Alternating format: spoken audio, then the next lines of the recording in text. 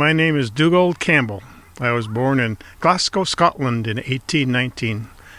When I was 6 years old, my parents and I moved to St. John, New Brunswick. I lived there until 1848 when I moved to Massachusetts. I sailed for a year on the Atlantic Ocean. In 1849, I went west to Stillwater, Minnesota. I spent my winters in the woods of Minnesota as a lumberjack and my summers piloting a raft on the Mississippi River. In 1859, I moved to Florence, Minnesota, which is south of Red Wing on Lake Pepin. I was farming. In 1869, I married my wife Julia.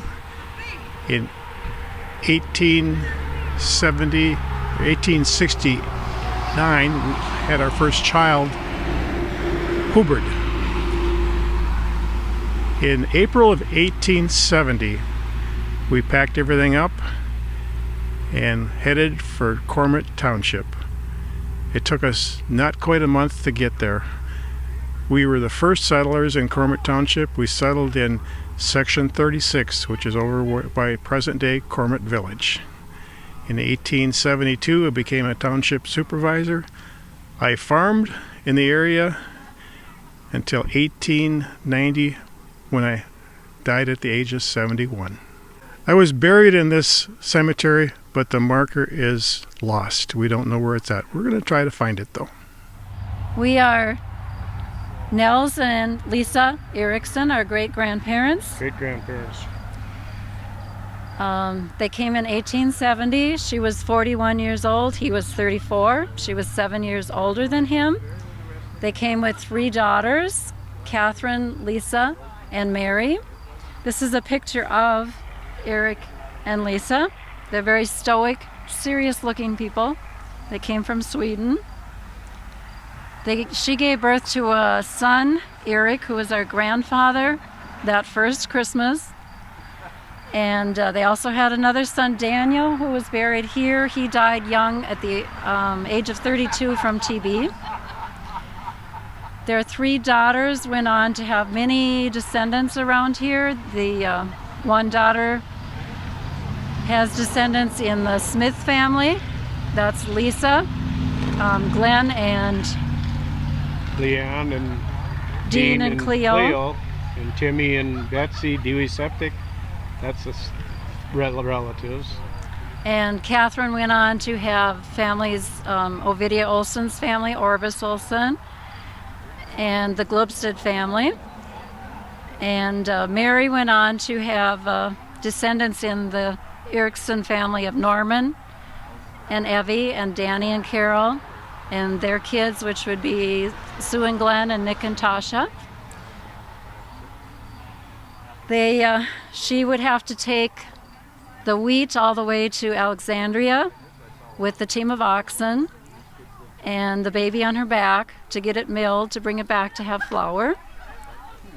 And I think you said that was a 2-week trip, week down and a week back. And being that was the closest mill for 100 miles this way, there was a line. And they stood for days, but when the women come, they got to go to the front of the line. So she turned around and come back home, she got her flour done. So, but that would be a trip. So Nels was the carpenter of the group, and there was 5 families of 30 people stayed in one house the first winter or so till they got things developed. And they were here in the early of 70. They were actually on their way in 69, got all the way into Otter Tail County, and there was no land available. They didn't know Becker County was still just opening up. So they went back to Taylor Falls, down there was a Swedish settlement east of the cities on the Wisconsin border, and stayed with people for the winter, and were right back up here in the spring and got started, got their crop, and then built their houses and started doing for all the families. So it took a while. And then our grandpa, Eric, was the first white boy born Christmas Day of that year. So he was the first white boy in Cormorant Township. The Indians all came to see him. They'd never seen a white baby, so the Indians were friendly. They came to trade. But we have several articles that our grandfather got trading with the Indian snowshoes and a coat and stuff like that. So it's been a lot of history in our family coming.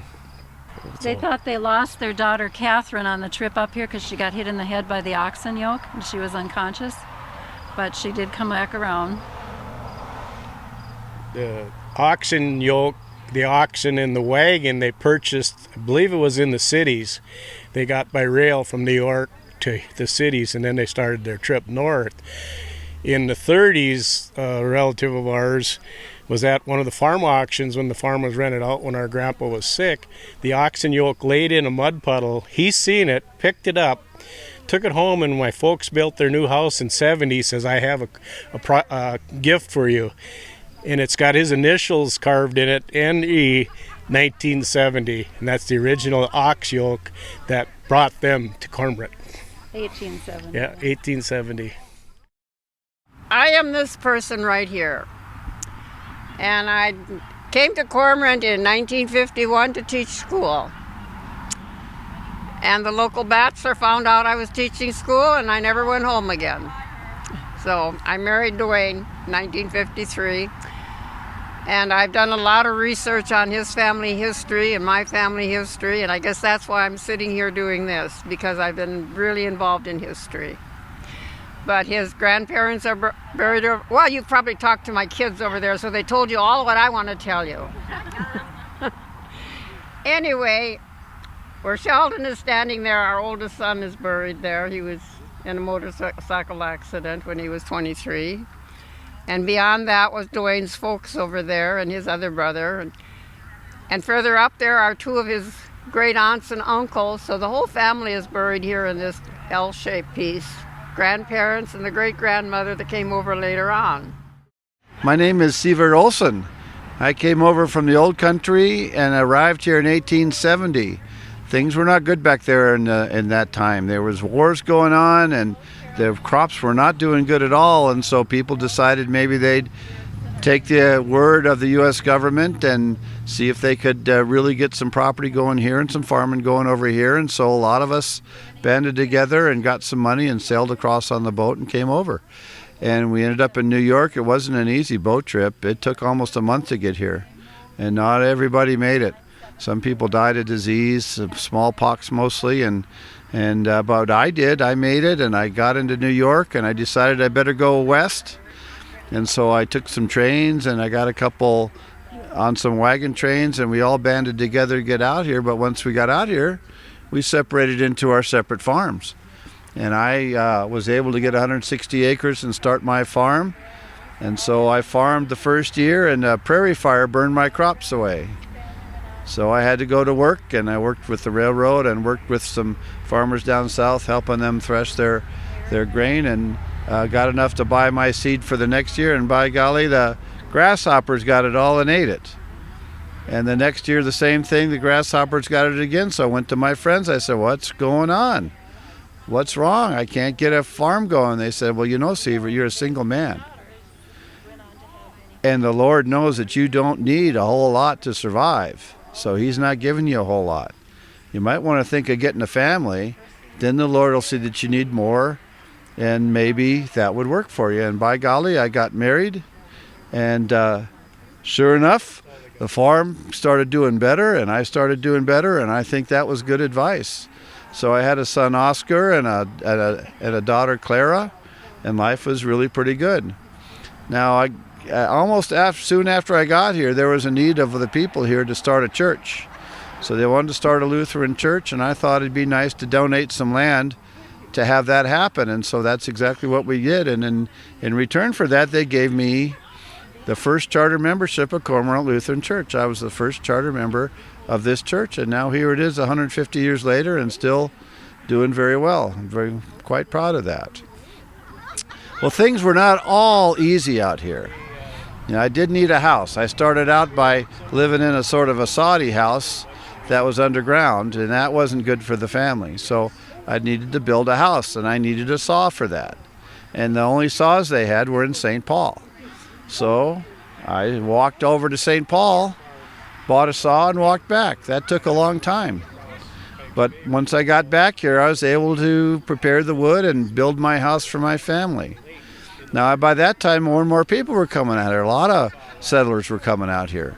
And so I got the little town called Detroit Lakes up here a little bit north of us, started to form up, and they needed wood.